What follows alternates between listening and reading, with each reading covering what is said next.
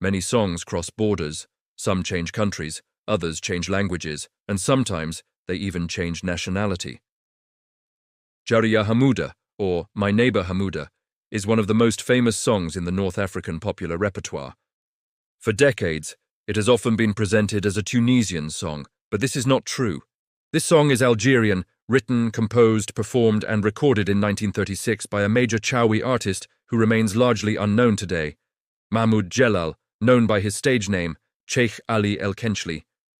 This is the true story of an Algerian song and of a musical legacy long misattributed. Join us as we uncover the history of Jari Ya Hamouda. The story begins in 1936, a time when Algerian popular music was spreading through 78 RPM records and local publishing houses. It was in this vibrant musical era that Jari Ya Hamouda was created. The song was recorded by the publisher Bachir Saisi, one of the leading figures in Algerian music publishing at the time. In the studio, Ali El Khenchli was accompanied by the talented Gasba player, Belghit El Anabi. The style is unmistakable. It is pure Chaoui Gasba music, sung in popular Arabic, and deeply rooted in the culture of the Ores Mountains.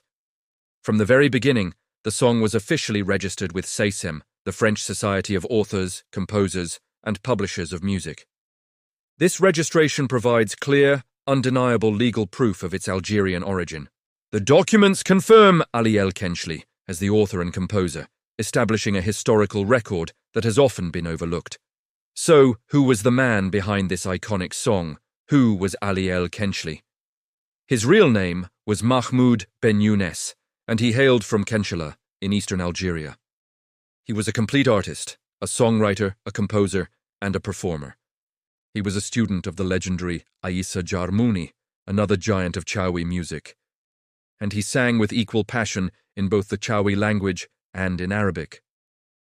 One of the most striking things about his life was that he led a dual professional existence. By day, he was a barber, and by night, he was a celebrated singer.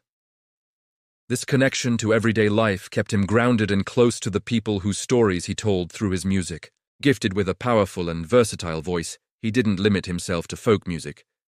He also masterfully performed malouf, the classical Andalusian music of North Africa, and even sang works by his close friend, the great Mohammed Tahar El Ferghani. Ali El Khenchli embodied a generation of popular artists who were deeply rooted in their culture, incredibly versatile, and intimately connected to their society. To understand how Jari Ya Hamouda became so popular, we need to look at the music industry of the time. In the 1930s and 40s, an Algerian music publisher named Si Ahmed Suleiman, who ran the label La Voix du Globe, was actively seeking performers to record songs from his catalogue. This was a business, after all. The more a song was recorded, sold, and broadcast on the radio, the more the publisher earned, and just as importantly, the more the author and composer received in royalties. Ali El Khenchli was operating fully within this world of copyright law. He wasn't just a folk artist singing in a village, he was a professional musician who understood his rights. Thanks to this system, Jari Ya Hamouda spread widely across North Africa. Its infectious melody and heartfelt lyrics resonated with people everywhere. And over the decades, it was reinterpreted by more than 30 different artists. Each new version helped carry the song to new audiences, but it also started to blur the lines of its origin. The song's arrival in Tunisia marks a critical turning point in its history. From 1966 onwards, Jari Ya Hamouda began to be widely performed and recorded by Tunisian artists. Famous singers like Ahmed, Hamza, Soulef, and Aliyah all released their own versions. Their powerful performances were hugely popular in Tunisia and beyond, and this is where the confusion truly began. Because these versions were so widespread, many people started to associate the song exclusively with Tunisia. But here, we must make a very important distinction. Ali El Khenchli was the author, composer, and original performer. He holds the copyright. The Tunisian artists, like Ahmed Hamza, were performers of the song. They hold what are called neighboring rights for their specific recordings. This means that while they have rights to their own interpretations, the fundamental ownership of the work, the song itself, does not change. Legally, culturally and historically, Jari Ya Hamouda remains an Algerian song. The incredible journey of Jari Ya Hamouda did not stop in North Africa. Its universal appeal transcended cultural and linguistic barriers. In a truly remarkable chapter of its history, the legendary American folk singer Joan Baez performed the song. She included a live version of it on her 1983 album, Live Europe 83. Can you imagine that? A song born in the Ores Mountains of Algeria, being sung on major stages across Europe and America by one of the world's most famous folk artists. This demonstrates the song's profound power to connect with people from all walks of life. It's a beautiful example of a universal journey. But this journey also came with a cost.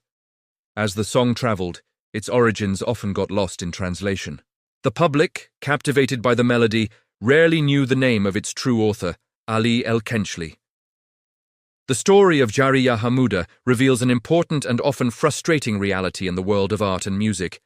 The original works, the very source of creativity, frequently remain unknown.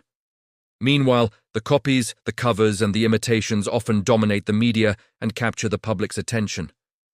This can lead to the misattribution of cultural heritage, where the credit is given to the performers who popularized a work, rather than the creators who brought it into existence. Sheikh Ali El Khenchli passed away on April 1, 2004, in his hometown of Khenchli. He left behind a vast and precious musical heritage, with Jari Ya Hamouda as its most famous and most misunderstood jewel. Remembering his name and telling his story is not just about correcting a historical error. It is an act of justice toward Algerian musical history and a tribute to a brilliant artist. Jari Ya Hamouda is not just a song. It is a memory. It is a legacy. And that memory is, and always will be, Algerian. Thank you for watching. If you enjoyed this video and want to learn more about the rich history and culture of the Berber people, please like, share, and subscribe to our channel.